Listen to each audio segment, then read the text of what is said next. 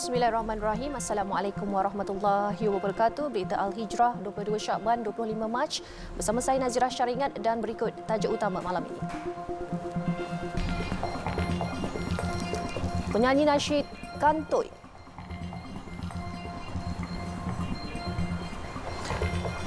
Juga maut kerana hentakan di kepala.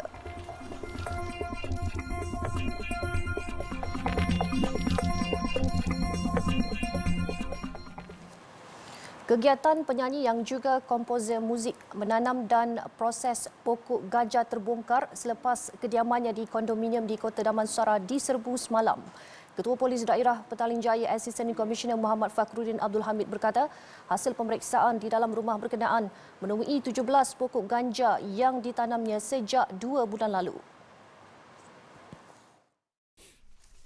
Jelas Muhammad Fakhruddin, 13 pokok ganja itu ditemui dalam sebuah bilik. Manakala satu lagi pokok dalam pasu disyaki ganja di balkoni rumah dan 3 lagi pokok ganja di dalam almari baju.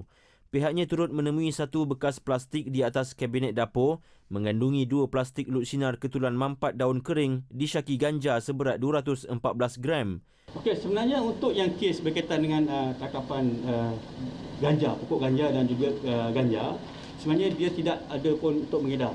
Hasil siasatan awal kita dia hanya menggunakan untuk kegunaan sendiri. Ya, dia untuk bekalan ni untuk yang dadah untuk ganja dia dapat daripada kawasan sekitar Petaling Jaya. Manakala pokok ni dia tanam sendiri. Dia dapatkan seed dia, kemudian dia tanam. Dia beli seed dan dia tanam. Keseluruhan dadah yang dirampas termasuk 17 pokok ganja terbabit dianggarkan bernilai RM40,700 yang boleh dibekalkan kepada 214 penagih. Siasatan awal mendapati suspek memperoleh bekalan ganja kering di sekitar daerah ini. Suspek dipercayai menanam pokok ganja berkenaan dengan membeli sendiri benih dan belajar menanamnya melalui media sosial sejak 2 bulan lalu. Katanya hasil ujian saringan awal suspek mendapati dia positif ganja dan mempunyai sejarah penagihan dadah sejak 10 tahun lalu.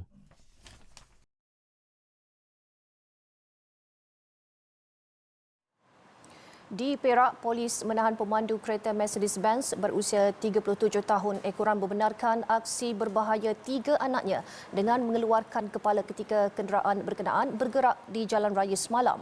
Menurut Ketua Polis Perak, Datuk Mio Farid Al-Atrash Wahid, lelaki terbabit yang mempunyai 32 rekod kesalahan trafik ditahan pukul 9.30 malam tadi di Sunway City Ipoh.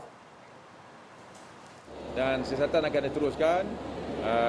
Kita akan panggillah kanak-kanak ni yang terlibat. Pada saya, tindakan parent tidak bertanggungjawab lah.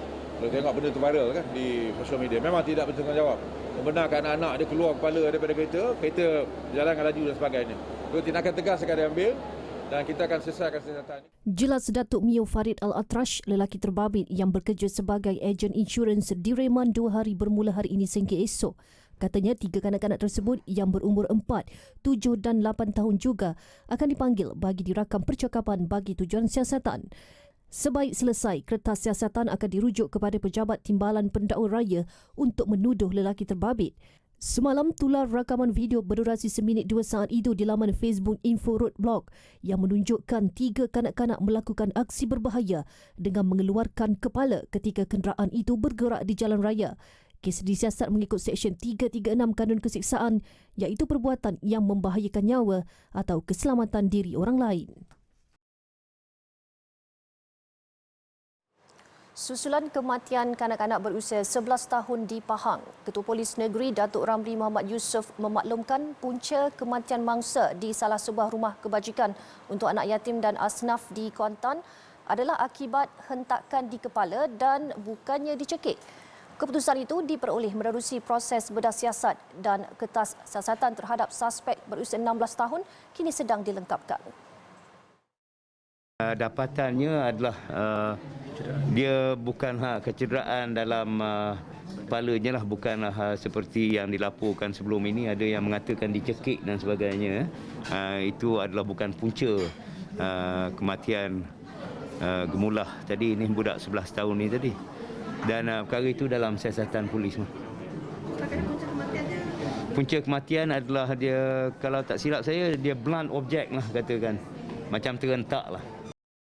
Hasil siasatan juga mendapati suspek tidak mempunyai rekod lampau dan masih dalam tempoh reman sehingga 27 Mac ini. Beliau berkata demikian kepada media mengenai perkembangan kes kematian kanak-kanak lelaki itu yang disahkan maut di Hospital Tengku Ampuan Afzan HTAA, Kuantan. Sebelum ini, media melaporkan seorang kanak-kanak lelaki berusia 11 tahun maut dipercayai disepak, dicekik dan dihempas oleh suspek dalam kejadian yang berpunca daripada duit RM4.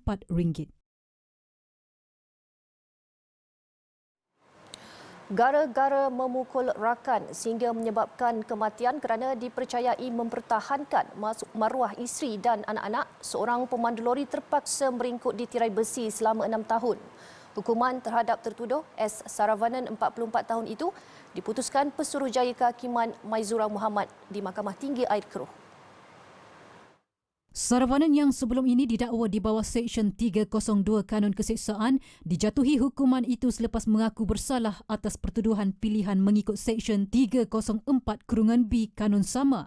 Mengikut pertuduhan pilihan itu, Saravanan didapati telah menyebabkan kematian PS Satya Silan 41 tahun. Dengan mengetahui perbuatannya mungkin menyebabkan kematian mangsa, kesalahan tersebut dilakukan tertuduh di Tasik Taman Murai Jaya Durian Tunggal pada 6 Ogos 2019. Maizura pada penghakimannya berkata, keputusan berkenaan dibuat selepas mengambil kira faktor hujahan yang membuktikan pergaduhan tercetus bukan dimulakan tertuduh, sebaliknya oleh mangsa yang mana hubungan persahabatan mereka juga sudah terjalin sejak lebih 10 tahun lalu. Tindakan tertuduh yang membuat pengakuan bersalah serta-merta dan tampil melaporkan kepada pihak polis pada hari sama kejadian juga jelas membuktikan bapa 4 anak itu bukanlah penjenayah. Ini kerana berdasarkan fakta kes ketika kejadian tertuduh dan mangsa yang berada dalam keadaan mabuk bergaduh selepas mangsa dikatakan cuba mengeluarkan kenyataan menyentuh maruah isteri dan anak-anak tertuduh. Saravanan dikatakan memukul mangsa menggunakan topi keleda dan bukan menggunakan senjata tajam sehingga menyebabkannya terpaksa menerima rawatan di Hospital Melaka. Mangsa kemudian mengambil keputusan melarikan diri dari hospital dan tertuduh bertindak membawa rakannya itu ke klinik kesihatan untuk menerima rawatan serta menyediakan makanan untuknya. Mangsa bagaimanapun meninggal dunia akibat jangkitan kuman susulan kecederaan dialami akibat pergaduhan itu. Mengambil kira semua fakta dan hujahan dikemukakan pihak pendakwaan dan pembelaan, mahkamah menjatuhkan hukuman penjara selama 6 tahun daripada tarikh ditangkap iaitu 18 Ogos 2019 dan memerintahkan semua ekshibit dilupuskan.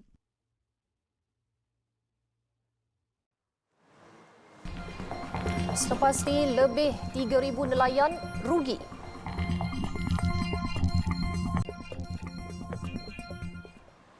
Alhamdulillah, bertemu kembali. Hampir 150 penduduk di sekitar Rantau Panjang mengadakan demonstrasi secara aman bagi menggesa pihak bertanggungjawab untuk turun ke lokasi meninjau masalah pembangunan lembangan Sungai Bersepadu PLSB Sungai Golok yang didakwa menjadi faktor utama banjir besar sejak akhir tahun lalu. Penduduk yang menyertai demonstrasi berkenaan adalah mangsa banjir dari beberapa penempatan berkumpul di hadapan pos Pok Tehkana berdekatan projek PLSB Rantau Panjang. Penduduk yang menyertai demonstrasi itu adalah daripada Kampung Terusang, Kampung Gual Tok De, Kampung Gula Periuk, Kampung Padang Licin dan Kampung Kusar. Pengerusi Jawatan Kuasa Bertindak Banjir Rantau Panjang Nur Hisham Abdullah berkata, masih belum ada sebarang penambahbaikan dilakukan oleh pihak bertanggungjawab terhadap projek PLSB di mana didakwa tiada laluan air di sepanjang hampir 30 km benting yang dibina. 2 kali kena banjir berat. Tak ada apa-apa penambahbaikan daripada benteng ni.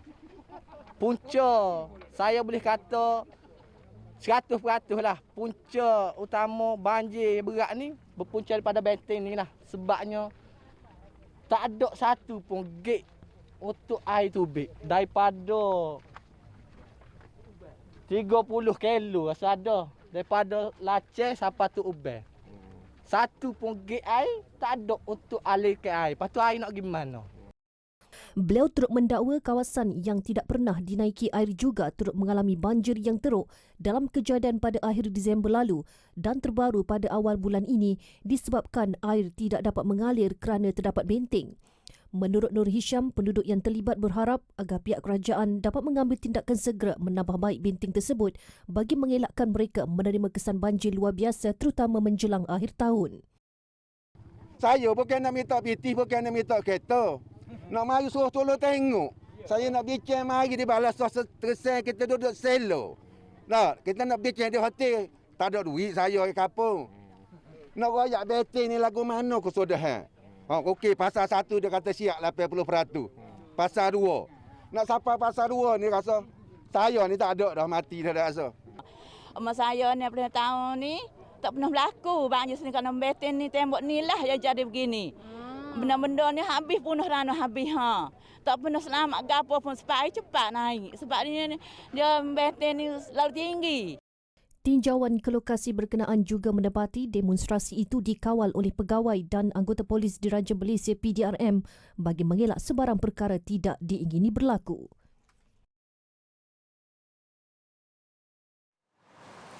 Manakala di Perak, lebih 3,000 nelayan darat mengalami kerugian selepas Sungai Perak diancam kewujudan ikan pemangsa atau ikan spesies asing. Dakwa nelayan ancaman biodiversiti terbabit menyebabkan berlaku penyusutan hasil tangkapan, terutamanya udang galah yang menjadi penyumbang terbesar sumber pendapatan mereka. Nelayan mendakwa perbuatan tidak bertanggungjawab individu tertentu melepaskan ikan telarang ke perairan umum menyebabkan banyak spesies ikan di Sungai Perak terancam.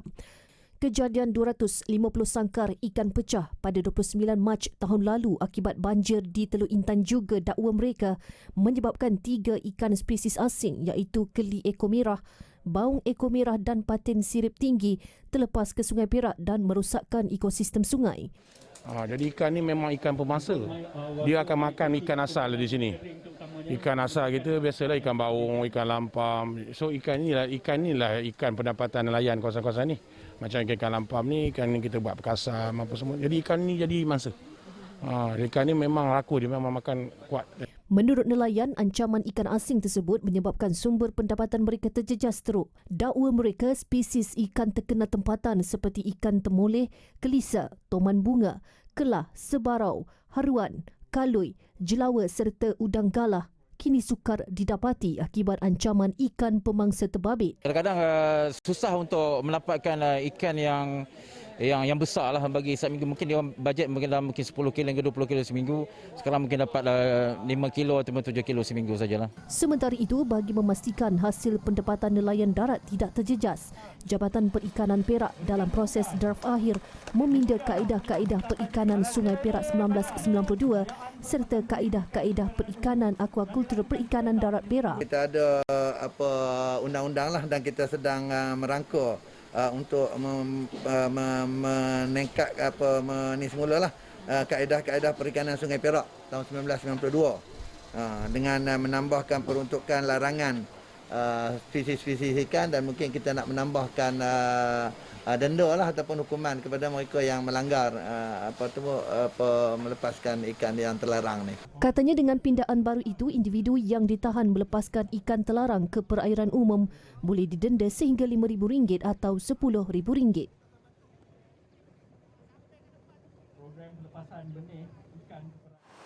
Persatuan Pekerja Malaysia Singapura PEMAS menggesa pihak berkuasa menjalankan siasatan berhubung laporan seorang rakyat Malaysia di Singapura yang mendakwa diperdaya kaki tangan Kementerian Kesihatan KKM.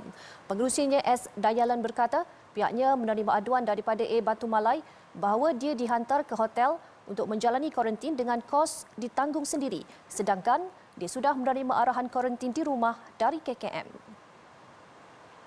Jelas S. Dayalan, persoalan timbul apabila perkara itu seolah menunjukkan kaki tangan KKM terbabit bersekongkol dengan sebuah hotel di Iskandar Puteri untuk mendapatkan pelanggan. Justru 2 laporan polis telah dibuat agar siasatan dapat dijalankan sekaligus mendapatkan penjelasan berhubung dakwaan terbabit. Perkara kuarantin ini bukan perkara kecil. You sedang merampas kebebasan seseorang dan masukkan dia dalam satu kamar di mana siapa pun tak boleh nampak. Saya telah nasihatkan dia untuk buat laporan polis pada 13 hari bulan. 12 hari bulan, 13 hari yang dia keluar. Polis tidak mengambil sebarang tindakan.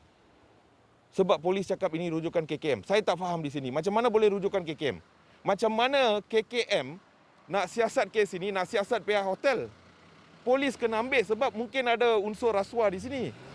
PDRM harus ambil. PDRM sampai hari ini tidak mengambil satu keterangan pun dari mangsa. Menurut Dayalan, pengadu dimaklumkan bahawa keputusan ujian RTK dirinya positif oleh kaki tangan KKM yang membuat ujian itu di CIQ sebaik pengadu tiba dengan menaiki bas.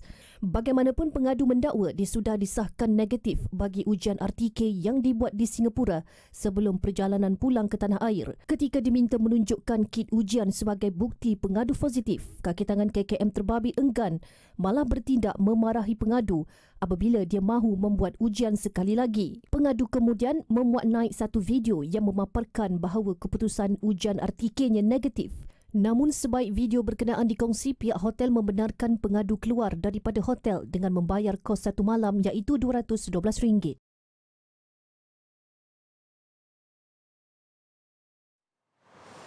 Kerajaan bersetuju menyediakan skim insurans keluarga Malaysia bagi memberi pelindungan sosial kepada golongan miskin dan miskin tegar di negara ini. Perdana Menteri Datuk Seri Ismail Sabri Yaakob berkata, di bawah skim tersebut, ketua isi rumah yang berdaftar dalam sistem e-Kasih diberi pelindungan insurans berkenaan. Skim tersebut membabitkan 268,000 keluarga miskin dengan premium RM50 setahun dan melibatkan kos sebanyak 13.4 juta ringgit. Sekiranya KIR meninggal dunia disebabkan kematian biasa, keluarga akan mendapat manfaat RM10,000. Keilatan kekal RM10,000. Sementara yang meninggal dunia akibat kemalangan sebanyak RM20,000. Pada masa yang sama, Peru Takaful BSN menerusi tanggungjawab sosial korporat syarikat itu sejak 2018 memberikan perlindungan insurans sebanyak RM30,000 secara percuma bagi KIR yang berdaftar menerusi e-Kasih. Beliau berkata demikian ketika berucap merasmikan program Jelajah Aspirasi Keluarga Malaysia AKM Perlis di Kompleks Sukan Tuanku Said Putra Kangar. Sementara itu, Ismail Sabri berkata siri jelajah tersebut yang berlangsung selama 3 hari di Perlis menyediakan pelbagai program menarik bagi memberi kemudahan dan kefahaman mendalam kepada semua mengenai konsep aspirasi keluarga Malaysia ini.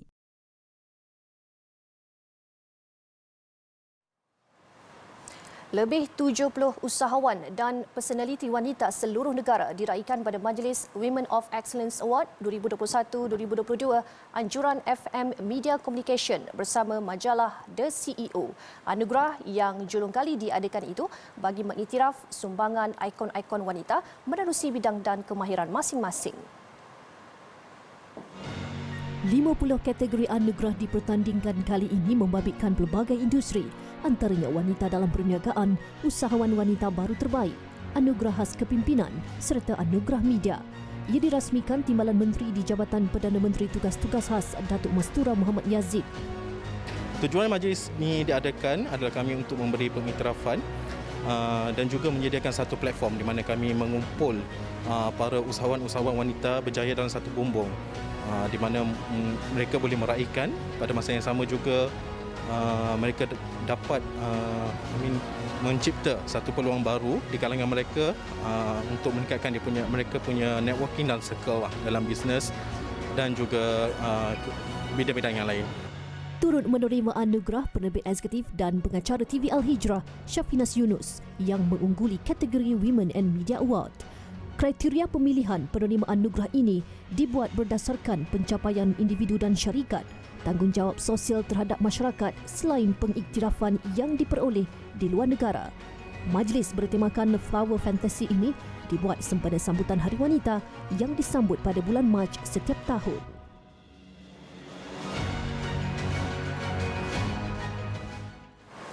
Berehat seketika dari kesibukan rutin harian sambil mensyukuri keunikan Malaysia. Kunjungi dan terokailah tempat-tempat menarik dalam negara yang mampu memberi kedamaian, ketenangan dan pengalaman baru yang berbeza bersama keluarga tercinta. Jangan lupa patuhilah SOP ketika melancong. Jom cuti-cuti Malaysia, segalanya ada di sini. Yang kaya dengan kepelbagaian kaum, seni dan budaya. Keindahan alam semula jadi, khazanah warisan alam, pulau dan pantai serta keenakan makanannya. Semuanya ada di sini. Jom kita cuti-cuti Malaysia. Mempesona.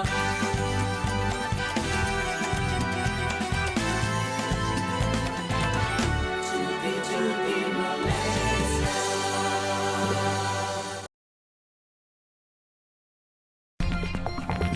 Berehat seketika selepas ini, PBB sahkan Palestin mangsa apartheid.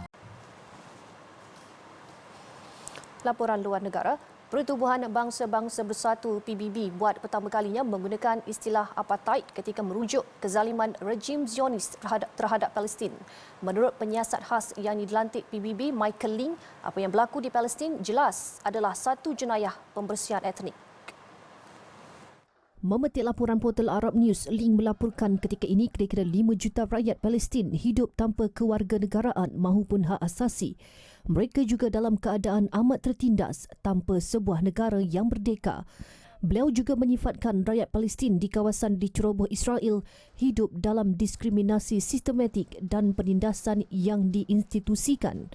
Sistem yang digunakan Israel juga jelas memberi keistimewaan kepada kaum Yahudi, manakala rakyat Palestin hidup di sebalik dinding, checkpoint dan penguasaan tentera. Hal ini membuktikan wujudnya jenayah apartheid. Beberapa pertubuhan hak asasi manusia termasuk Amnesty International sebelum ini turut melaporkan Israel melakukan jenayah apartheid. Korea Utara berjaya melancarkan peluru berpandu antara benua ICBM terbaru yang terbesar pernah dihasilkan negara itu. Pelancaran ujian itu disaksikan sendiri pemimpin utama negara itu, Kim Jong-un.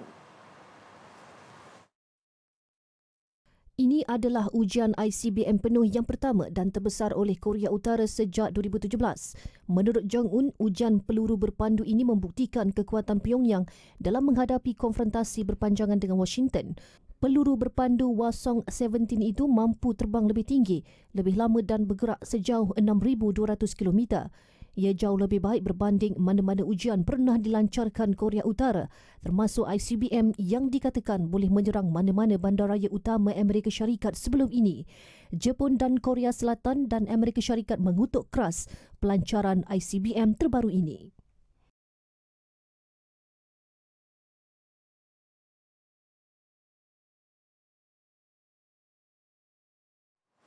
Perkembangan perang di Ukraine, Amerika Syarikat AS dan sekutunya akan mempertimbang tindak balas sekiranya Rusia menggunakan senjata biologi atau kimia di Ukraine.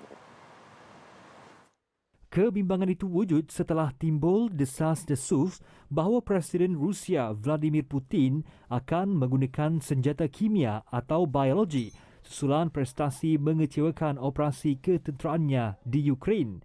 AS kini mewujudkan kumpulan yang dikenali sebagai The Tiger Team untuk membincangkan pelbagai senario yang mungkin timbul di Ukraine. Kumpulan itu juga meneliti tindak balas sekiranya konvoi NATO yang membawa senjata dan bantuan ke Ukraine diserang Rusia.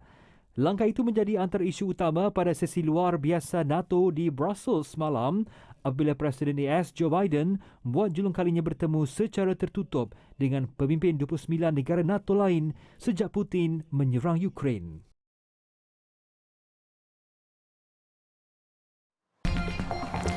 Selepas ini, segmen BI Niaga bantu institusi pendidikan swasta. Gema Haflah terus bergema, membawa semangat kebangkitan daripada ujian.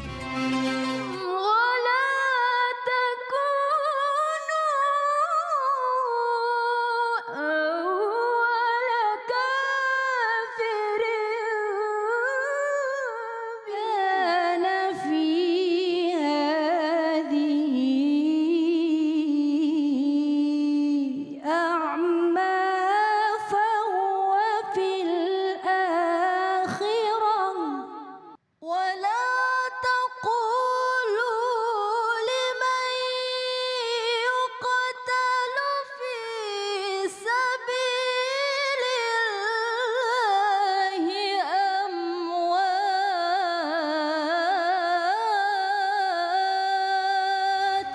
Masya-Allah.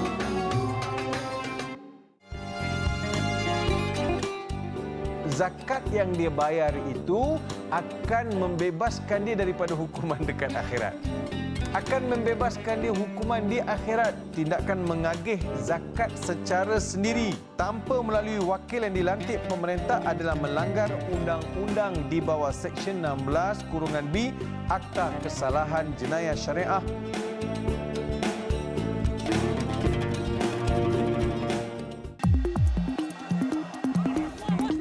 جلوب الهجرة العربية لهذا الأسبوع ستلقي النظري عن أثر الحرب على روسيين وأوكرانيين. لا تنسوا مشاهدة جلوب الهجرة العربية في كل يوم جمعة في الساعة 9:15 مساء على قناة الهجرة وصفحة فيسبوك TV الهجرة.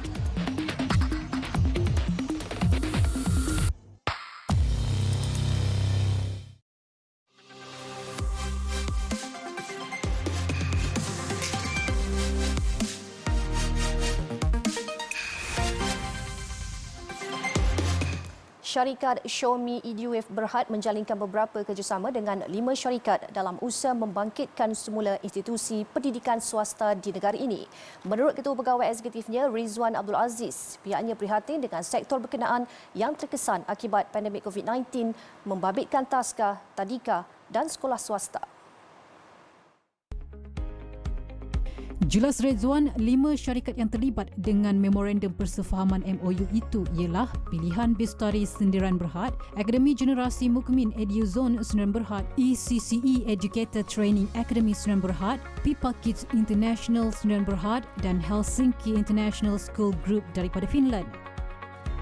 Saya selaku CEO Xiaomi EduHat, kita berharap sangat institusi-institusi di luar tidak perlu bergabung dengan Xiaomi, tetapi tahu betul-betul profit margin anda supaya anda tak berlaku macam tadi tu kes tahun 2021 terpaksa tutup 3,000 daripada 5,000 tutup 3,000. Jadi kita bantu melalui pendidikan. Apabila mereka dah faham, barulah mereka nanti akan lihat, oh saya boleh maju ke depan. Saya nak bersama-sama dalam Xiaomi dalam Road to IPO 2025. Beliau berkata demikian kepada media selepas majlis menandatangani MOU bersama 5 syarikat institusi pendidikan berkenaan di Cyberjaya.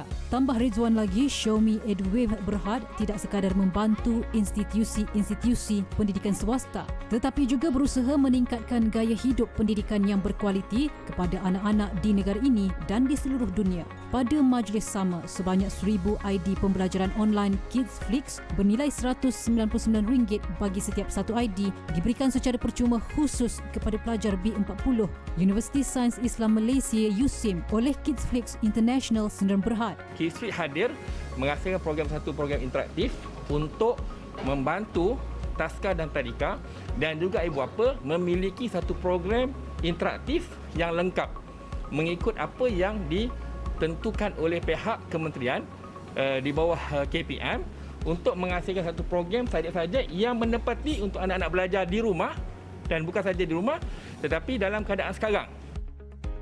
Dalam pada itu, Xiaomi EduWave Berhad juga dalam perancangan untuk memasuki ke pasaran bursa pada tahun 2025 Road to IPO 2025.